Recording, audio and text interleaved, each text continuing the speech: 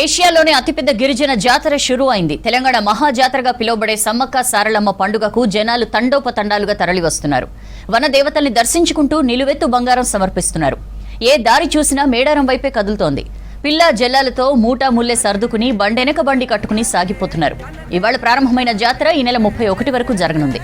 2 ఏళ్లకోసారి వచ్చే ఈ జాతరకు గతంలో ఎన్నడూ లేనంతగా ప్రభుత్వం ఏర్పాట్లు చేయడంతో దేశం నలుమూలల నుంచి భక్తులు తరలి వస్తున్నారు.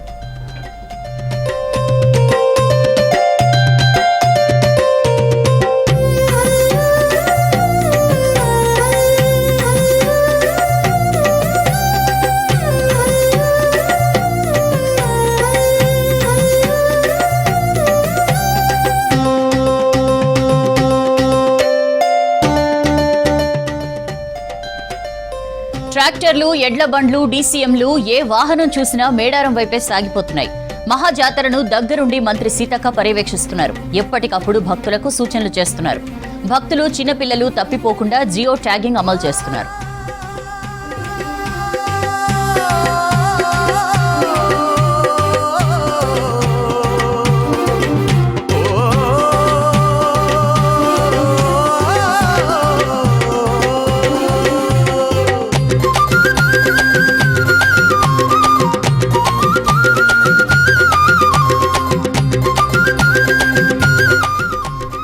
కాసేపట్లో ముగ్గురు దేవతలు గద్దెలపైకి చేరుకోనున్నారు. కన్నెపల్లి నుంచి పూజారులు సారలమ్మను గద్దెపైకి తీసుకొస్తారు.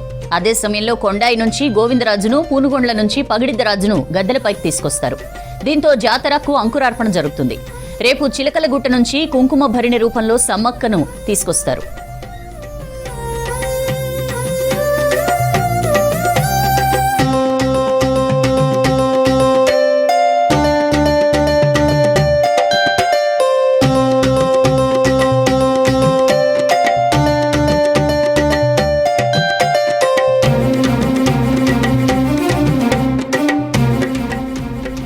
కన్నెపల్లి నుంచి సారలమ్మ ఇప్పటికే గద్దెలపైకి బయలుదేరింది. కొండాయిపల్లె నుంచి పగిడిద్దరాజు, పూనుగుండ్ల నుంచి గోవిందరాజు బయలుదేరారు.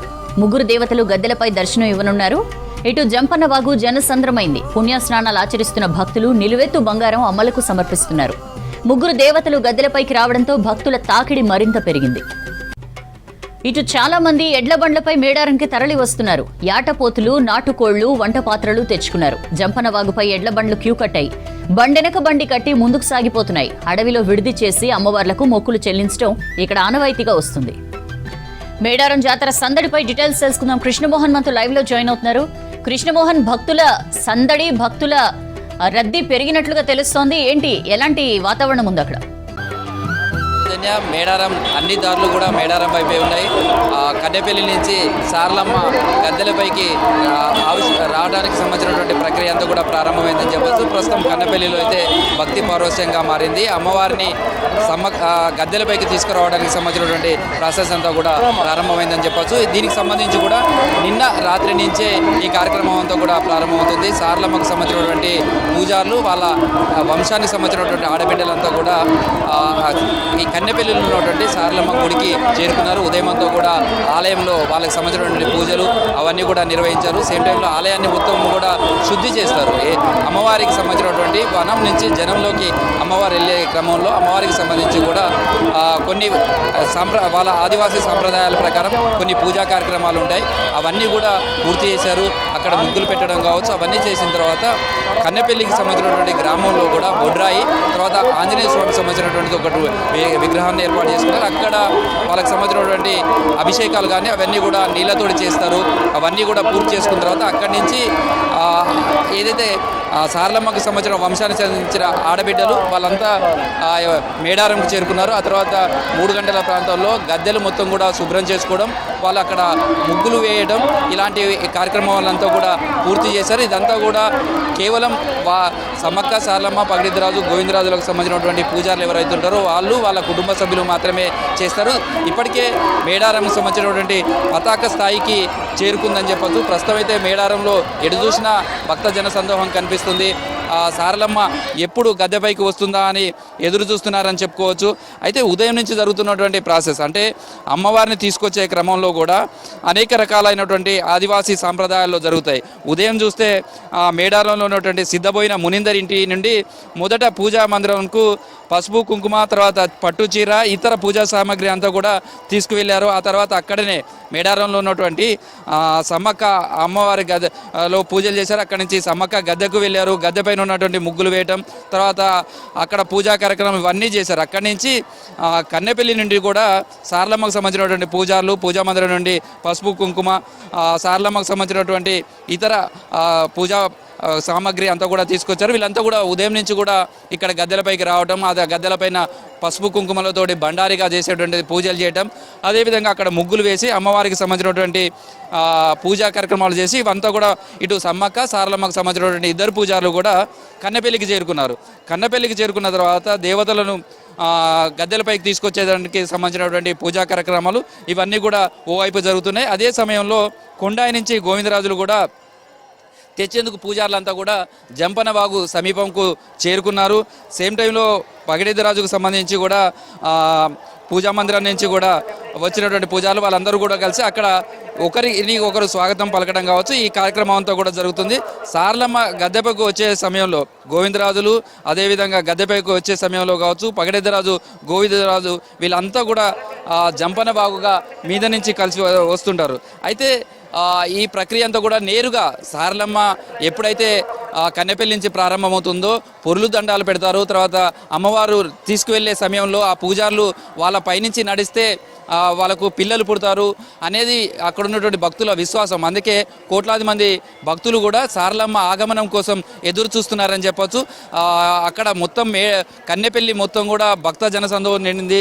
అక్కడ మొత్తం భక్తి పార్వశ్యంతో ఉంది. అమ్మవారిని గద్దెలపైకి తీసుకొచ్చేటువంటి ప్రాసెస్ అంతా కూడా జరుగుతుంది. అయితే ఎప్పుడైతే మేడారంలో గద్దెపైకి సారలమ్మను కొలువు తీరుతుందో ఇవాళ, దీనికంటే ముందు ఇక్కడి నుంచి నేరుగా గద్దెల మీదకి వెళ్ళరు.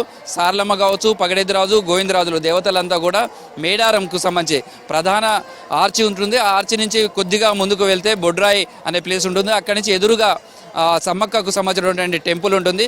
మొత్తం సారలమ్మకు సంబంధించినటువంటి కావచ్చు పగిడిద్దరాజు, గోవిందరాజులకు సంబంధించినటువంటి పూజారులంతా కూడా అమ్మవార్లను తీసుకొని అక్కడికి వెళ్తారు. అక్కడ పూజలన్నీ కూడా తీసుకున్న తర్వాత సమ్మక్క అంటే సారలమ్మకు తల్లి, ఆమె అనుమతి తీసుకుంటుంది. నేను గద్దెపైకి వెళ్తున్నాను, ఇక్కడికి వచ్చే కోట్లాది మంది భక్తులను అనుగ్రహిస్తాను, వాళ్ళ కోరికలను నెరవేరుస్తాను, వాళ్ళను చల్లగా చూస్తాను అంటూ అమ్మవారు ఆ సమ్మక్క తల్లి అనుమతి తీసుకుంటుంది. అక్కడ అనుమతి తీసుకొని అక్కడి నుంచి మళ్ళీ ప్రధాన ద్వారంగా ఏదైతే చిలకలగుట్టకు వెళ్ళేటువంటి ఇటు జంపనవాగు వెళ్ళే జంక్షన్ ఏదైతే ఉంటుందో అక్కడ ప్రధానమైనటువంటి ఆర్చి ఉంటుంది, ప్రధాన ద్వారం ఉంటుంది. అక్కడి నుంచి సారలమ్మ, సమ్మక్క, సారలమ్మ అదేవిధంగా పగిడిద్దరాజు, గోవిందరాజులు కూడా సమ్మక్క గద్దె మీదకు వెళ్తారు. అక్కడి నుంచే ఆ గద్దె మీద నుంచే వాళ్ళు సారలమ్మ తన గద్దెపైకి తీసుకువెళ్తారు, అక్కడ ప్రతిష్ఠిస్తారు. అక్కడి నుంచి ఆ తర్వాత గోవిందరాజులకు సంబంధించినటువంటి గద్దె ఉంటుంది. ఆ గద్దె మీదకు గోవిందరాజులకు సంబంధించినటువంటి ప్రతిష్ఠ జరుగుతుంది. ఆ తర్వాత పగిడిద్దరాజుకు ఆ నెక్స్ట్ ఉండే గద్దె వరుసగా ఉన్నాయి. ఈసారి అక్కడికి పగిడిద్దరాజుకు సంబంధించినటువంటి పూజలు ఇవన్నీ కూడా చూడటంతో జాతరకు సంబంధించినటువంటి ప్రధాన ఘట్టం అయితే పూర్తవుతుందని చెప్పచ్చు. దీంతో సారలమ్మకు సంబంధించినటువంటి మొక్కులు చెల్లించుకునే వాళ్ళంతా కూడా భక్తులు ఇవన్నీ కూడా చేస్తూ ఉంటారు. అయితే ఈ సందర్భంలో ఇటు సమ్మక్క పూజలు కావచ్చు, లేదా సారలమ్మకు సంబంధించినటువంటి పూజలు కావచ్చు, గోవిందరాజులకు సంబంధించినటువంటి పగిడిద్దరాజులకు సంబంధించినటువంటి పూజలు కావచ్చు, అందరూ వాళ్ళకి సంబంధించిన ఆడబిడ్డలు కావచ్చు, వీళ్ళంతా ఈ కార్యక్రమంలో పాల్గొంటారు. అయితే సారలమ్మను కన్నెపల్లి నుంచి తీసుకొచ్చే క్రమంలో ఓవైపు ఆదివాసీ సాంప్రదాయాల ప్రకారం నిర్వహిస్తుంటారు. తర్వాత సేమ్ టైంలో అమ్మవారిని తీసుకొచ్చే సమయంలో ఎవరైతే పూజారులు ఉంటారో వాళ్ళను టచ్ చేయాలనుకుంటాం, లేదా అమ్మవారిని తీసుకొచ్చే సమయంలో కళ్ళారా ఒక్కసారి వీక్షించాలని చాలా కోట్లాది మంది భక్తులు అనుకుంటుంటారు. దాంతో అమ్మవారిని తీసుకొచ్చే సమయంలో మొత్తం క్రౌడ్ అంతా కూడా కంట్రోల్ చేయడం చాలా కష్టంగా ఉంటుంది. ఈ నేపథ్యంలోనే అమ్మవారిని తీసుకురావడానికి సంబంధించి కూడా 4 అంచెల భద్రత ఉంటుంది. మొదటి రోప్లో ఉన్నటువంటి వాళ్ళంతా కూడా స్పెషల్ పార్టీ పోలీసులు ఉంటారు. వాళ్ళు క్రౌడ్ను కంట్రోల్ చేస్తారు. అదేవిధంగా నెక్స్ట్ వచ్చినటువంటి సెకండ్ పార్టీ పోలీసుకు సంబంధించినటువంటి రెండో సెక్యూరిటీ ఉంటుంది. తర్వాత మూడోకి సంబంధించినటువంటి దాంట్లో వాళ్ళ ఆడబిడ్డలు కావచ్చు లేదా విఐపీలు అంటే మంత్రి సీతక్కతో పాటు జిల్లా కలెక్టరు, ఎస్పీ, ఇతర అధికారులంతా కూడా అమ్మవారికి స్వాగతం పలుకుతూ గద్దెలకు తీసుకొచ్చే కార్యక్రమంలో పాల్గొంటారు కావచ్చు. మూడో అంచెలో ఉన్నటువంటి సెక్యూరిటీ అంతా కూడా ఈ వివిఐపీలకు సంబంధించినటువంటి కావచ్చు, అదేవిధంగా సార్లమ్మకు సంబంధించినటువంటి కుటుంబ సభ్యులు, ఆడబిడ్డలు ఉంటారు. వాళ్లకు ఈ సెక్యూరిటీ అనేది లో ఉన్నటువంటి మూడో దశలో ఉన్నటువంటి సెక్యూరిటీ అంతా కూడా వాళ్ళకి సంబంధించినటువంటి భద్రత చూస్తారు. సేమ్ టైంలో మరొక రో పార్టీ ఉంటుంది. వీళ్ళు కూడా ఆదివాసీ పూజారులు ఏ విధంగా నిష్ఠతోటి ఉంటారో, ఏ విధంగా వాళ్ళు అమ్మవారిని తీసుకొచ్చే విధంలో ఎలాంటి నియమాలు పాటిస్తారో ఈ పార్టీ అంటే 4th సెషన్లో ఉన్నటువంటి వాళ్ళు, 4వ దశలో ఉన్నటువంటి స్పెషల్ పార్టీ పోలీసులంతా కూడా అధికారులు కూడా అదే విధమైనటువంటి నియమం పాటిస్తారు. ఎవరు చెప్పులు వేసుకోరు. ఎందుకంటే ఏదైనా తాగిలినప్పుడు కూడా చెప్పులు వేసుకోవడం కాదు, షూ వేసుకోవడం అనేది పోలీస్ యూనిఫామ్కి ఉంటుంది. కానీ ఆ సమయంలో ఎలాంటి డిస్టర్బెన్స్ జరగకూడదు, వాళ్ళకు ఉన్నటువంటి ఆచారాలను గౌరవించే విధంగా వాళ్ళంతా కూడా ఎవ్వరు కూడా నియమాలు పాటిస్తూ కూడా వాళ్ళకు సెక్యూరిటీ ఇస్తారు. వీళ్ళ మధ్యన ఆదివాసీలకు సంబంధించినటువంటి తుడుం దెబ్బకు సంబంధించినటువంటి సెక్యూరిటీ ఉంటుంది. దీని తర్వాతనే పోలీసుకు సంబంధించిన సెక్యూరిటీ ఉంటుంది. ఇంత పకడ్బందీ పోలీస్ సెక్యూరిటీ మధ్య సారలమ్మకు సంబంధించినటువంటి ఆగమనం జరుగుతుంది. వీళ్ళంతా అంటే ముగ్గురు దేవతలకు సంబంధించి కూడా జంపన్న వాగు దగ్గర కలుస్తారు. జంపన్న వాగు లోపలి నుంచే వాళ్ళు ఆ నీళ్ళలోంచే నడుచుకుంటూ వస్తారు. ఇదంతా కూడా ఈ ప్రాసెస్ అంతా జరగడానికి మనకున్నటువంటి సమాచారం ప్రకారం 9 వరకు ఈ మేడారంకు సారలమ్మ కావచ్చు, పగడెద్దరాజు, గోవిందరాజులంతా కూడా చేరుకుంటారు అనేది చెప్తున్నారు. దానికి సంబంధించినటువంటి ప్రాసెస్ అంతా కూడా మొదలవుతుంది. మొత్తంగా ఇప్పటికే మేడారం మహాజాతరకు సంబంధించి కూడా చూస్తే ఈసారి ముందస్తుగా వచ్చినటువంటి మొక్కులు చెల్లించుకున్న వాళ్ళు అధికారుల అంచనా ప్రకారం 60 లక్షల పైగా భక్తులు అమ్మవార్లను దర్శించుకున్నారు. సేమ్ టైంలో రాత్రి నుంచి చూస్తే ఒక్కసారిగా భక్తుల తాకిడి మేడారంకు పెరిగిపోయింది. సేమ్ టైంలో ఇవాళ ఉదయం నుంచి కూడా ఇప్పటి వరకు చూస్తే 20 లక్షల మంది వరకు కూడా భక్తులు హాజరయ్యారనేది పోలీసు అధికారులు చెప్తున్నటువంటి సమాచారం. ఇదే సమయంలో సారలమ్మ వచ్చే సమయానికి మొక్కులు చెల్లించుకోవడం, అమ్మవారికి సంబంధించినటువంటి బెల్లం కావచ్చు, బంగారంగా పిలుచుకునేది అదంతా కూడా తాము విడిది చేసిన దగ్గర ఉంచుతారు. అమ్మవారికి పూజ చేస్తారు. సేమ్ టైంలో రేపు చిలకలగట్టు నుంచి సమ్మక్కను తీసుకొస్తారు. దానికి సంబంధించి కూడా ఈరోజు ప్రాసెస్ కూడా మొదలైంది.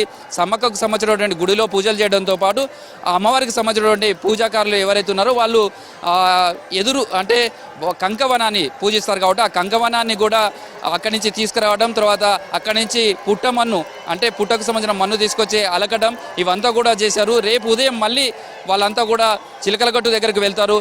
వాళ్ళకు సంబంధించినటువంటి ఆంతరికంగా ఒక రహస్యమైనటువంటి పూజలు చేస్తారు. అది వేరే ఎవరిని కూడా ఆలోచించారు. ఇదంతా కూడా మార్నింగ్ జరిగేటువంటి సెషన్. ఆ తర్వాత సాయంత్రం అధికారిక లాంఛనాలతోటి చిలకలగట్టు నుంచి అమ్మవారిని తీసుకొచ్చే ప్రాసెస్ మొదలవుతుంది. ఇది ప్రధాన ఘట్టం పతాక స్థాయికి చేరుకుంటుందని చెప్పచ్చు. సమ్మక్క ఆగమనం కోసం అయితే కోట్ల మంది భక్తులు ఎదురు చూస్తారు. అమ్మవారికి సంబంధించి కూడా అధికారిక లాంఛనాలతోటి అంటే ఇక్కడ ఉన్నటువంటి ఎస్పీ స్థాయి అధికారి, ఎస్పీ ఎవరైతే ములుగు జిల్లాకు ఉంటారో వాళ్ళు గాలిలోకి ఫైరింగ్ చేసి అమ్మవారి ఆగమనాన్ని మొత్తం అందరికీ తెలిపే విధంగా ఒక ఫైరింగ్ చేయడం అనేది జరుగుతుంది. ఒక గతంలో అమ్మవారు వచ్చే సమయంలో ఒక సంకేతం వచ్చినటువంటి భక్తులందరికీ కూడా అమ్మవారి ఆగమనం మొదలవుతుందనే సంకేతం ఇచ్చే విధంగా కూడా చిలకలగట్టు దగ్గర ఎస్పీ స్థాయి అధికారి ఫైరింగ్ చేస్తారు. ఇది ఈ 2 రోజులకు ఉన్నటువంటి ప్రాసెస్. ప్రస్తుతం అయితే కన్నపల్లి దగ్గర సారలమ్మను తీసుకురావడానికి సంబంధించి గద్దెల మీదకు తీసుకురావడానికి సంబంధించినటువంటి పూజాలకు సంబంధించినటువంటి ప్రాసెస్ అంతా కూడా మొదలైంది. అమ్మవారిని భక్తి పారవస్యంగా తీసుకొస్తున్నారు. ఇక్కడి నుంచి నేరుగా ప్రస్తుతం జంపనబాగు, అదేవిధంగా ఇక్కడ ఉన్నటువంటి వై జంక్షన్, ఇటు వై జంక్షన్ నుంచి ఇది వస్తే చిలకలగట్టు, అటు ప్రధాన గుడి ఏదైతే ద్వారం ఉందో ఆ జంక్షన్, అక్కడి నుంచి బొడ్రాయి జంక్షన్ వరకు వెళ్తారు. అక్కడే ఉన్నటువంటి సమ్మక్క గుడికి వెళ్తారు. అక్కడ సారలమ్మకు సంబంధించి కావచ్చు, పగడెద్దు రాజు, గోవిందరాజులకు సంబంధించినటువంటి పూజారులు, అదేవిధంగా సమ్మక్కకు సంబంధించినటువంటి పూజారులు వీళ్ళంతా అక్కడ ఉండి కొద్దిసేపు పూజా కార్యక్రమాలు అవన్నీ కూడా పూర్తి చేసుకుంటారు. ఆ తర్వాత మాత్రమే వాళ్ళంతా మళ్ళీ సమ్మక్క సారలమ్మ కొలువై ఉన్నటువంటి గద్దెల దగ్గరకు వస్తారు. సమ్మక్క గద్దెకు వెళ్ళిన తర్వాతనే సారలమ్మ తన గద్దె ఏదైతే ఉంటుందో సారలమ్మకు సంబంధించినటువంటి గద్దె దగ్గరికి తీసుకువెళ్ళి ఆ కుంకుమ భరణి అదేవిధంగా వెదురుకు సంబంధించినటువంటి కంకవనాన్ని అక్కడ ప్రతిష్ఠించడంతో సారలమ్మ గద్దెకు వచ్చి భక్తులను కరుణిస్తుందిగా చెప్పుకోవచ్చు. అదే సమయంలో అక్కడి నుంచి గోవిందరాజుల గద్దె ఉంటుంది, వెంటనే అక్కడి నుంచి పగడిరాజు సంబంధించినటువంటి గద్దె ఉంటుంది. ఇట్లా వరుసగా 4 గద్దెలు ఉంటాయి. దీంతో భక్తులు అయితే సారలమ్మ ఎప్పుడు వస్తుందా అనేది అయితే ఎదురు చూస్తున్నారు. సారలమ్మ కోసం అయితే ఆగమనం కోసం అయితే భక్తితో అందరూ కూడా ఎదురు చూస్తున్నారు. మొత్తంగా మేడారం అంతా కూడా జనసంద్రంగా మారింది. మనం జనరల్గా చెప్పుకుంటాం విసిగేస్తే రాలనంత జనం ఉంటారు అంటారు. ఇలాంటి సామెతలు ఇలాంటి మేడారం లాంటి ప్రాంతాన్ని చూస్తే మనకు గుర్తుకొస్తాయని చెప్పుకోవచ్చు. ప్రస్తుతం చూస్తే ఒక మెట్రోపాలిటన్ సిటీని తలపిస్తుంది. జనరల్గా మెట్రోపాలిటన్ సిటీ అయితే ఒక 20 లక్షల ఎక్కువ జనాభా ఉండడం లేదా 30 లక్షల వరకు ఉండడం, అది కూడా చాలా పెద్ద విస్తీర్ణంలో ఉన్నటువంటి ఉంటుంది. హైదరాబాద్ లాంటి దగ్గర అయితే 1 కోటి మంది వరకు కూడా జనాభా ఉండొచ్చు. కానీ చాలా ఒక 2-3 జిల్లాలు విస్తరించి ఉంటుంది, చాలా పెద్ద ఉంటుంది. కానీ మేడారం చూస్తే చాలా చిన్న కుగ్రామం, అది ఏజెన్సీ ప్రాంతం, దండకార్యంలో ఉన్నటువంటి అతి చిన్న గ్రామ పంచాయతీ ఉండే ఈ ప్రాంతం. కానీ ఇప్పుడు చూస్తే కోట్లాది మంది భక్తులు ఇక్కడే ఉంటారు, ఇక్కడే విడిది చేస్తారు, ఇక్కడే అడవిలో ఉన్నటువంటి చెట్ల కిందనే తమ విడిది చేస్తారు, ఇక్కడే కుటుంబ సభ్యులతో ఉంటారు. ఇటు సమ్మక్క సారలమ్మ ఇద్దరు గద్దెలపై ఉన్నప్పుడు మొక్కులు చెల్లించుకోవడం వాళ్ళు సెంటిమెంట్గా భావిస్తారు. సారలమ్మ రాగానే సారలమ్మ వచ్చిన తర్వాత ఎప్పుడైతే గద్దెలపైకి వెళ్ళే సమయంలో మాత్రం ఇక్కడ ఉన్నటువంటి క్యూ లైన్లన్నింటినీ కూడా భక్తులను నిలిపివేస్తారు. సారలమ్మ గద్దె మీదకి వెళ్ళే సమయంలో కొంత పూజా కార్యక్రమాలు అవన్నీ పూర్తయిన తర్వాత తిరిగి దాదాపు 1 గంట సేపు ఆ ప్రాసెస్ అంతా కూడా ఉంటుంది. ఆ ప్రాసెస్ తర్వాత మళ్ళీ భక్తులను వదిలిపెడతారు. ఎటువైపు వీవీఐపీలకు సంబంధించిన తాకిడి ఉన్నా ఈసారి సామాన్య భక్తులకు ఇబ్బంది లేకుండా క్యూ లైన్లు సజావుగా వెళ్ళే విధంగా ఏర్పాటు చేశారు. క్యూ లైన్లలో కూడా భక్తులకు మంచినీరు కావచ్చు, తర్వాత ఫ్యాన్లు కావచ్చు, వాళ్ళకి కావాల్సినటువంటి వైద్యం ఎమర్జెన్సీ సర్వీస్ ఉంటే అందులోంచి బయటికి తీసుకువెళ్ళే సౌకర్యాలు కావచ్చు, ఇలా అనేక రకాలైనటువంటి సౌకర్యాలతో పాటు మొత్తం మేడారంని పునరుద్ధరించారు. మేడారం గద్దెలు కావచ్చు, ఆ ప్రాంగణం అంతా కూడా పునరుద్ధరించిన నేపథ్యంలో ఈసారి భక్తుల తాకిడి కూడా చాలా ఎక్కువగా కనిపిస్తుంది. మొత్తంగా అయితే మనం ప్రస్తుతం చూడొచ్చు, సారలమ్మ ఆగమనం కోసం అయితే మొత్తం మేడారం అంతా ఎదురు చూస్తుంది. కోట్లాది మంది భక్తులు కూడా అమ్మవారు ఎప్పుడు వస్తారు, గద్దెలపై ఎప్పుడు కొలువు తీరుతారు, అమ్మవారికి సంబంధించినటువంటి మా మొక్కులు ఎప్పుడు తీర్చుకోవాలనేది ఎదురు చూస్తున్నారు. అయితే 30వ తారీఖు నాడు, అంటే రేపు 29వ తారీఖు నాడేమో సమ్మక్క వస్తుంది. 30వ తారీఖు అయితే 4 దేవతలు గద్దెలపై ఉంటారు. అది కూడా శుక్రవారం అమ్మవారికి చాలా ఇష్టమైనటువంటి రోజు అమ్మవార్లకు.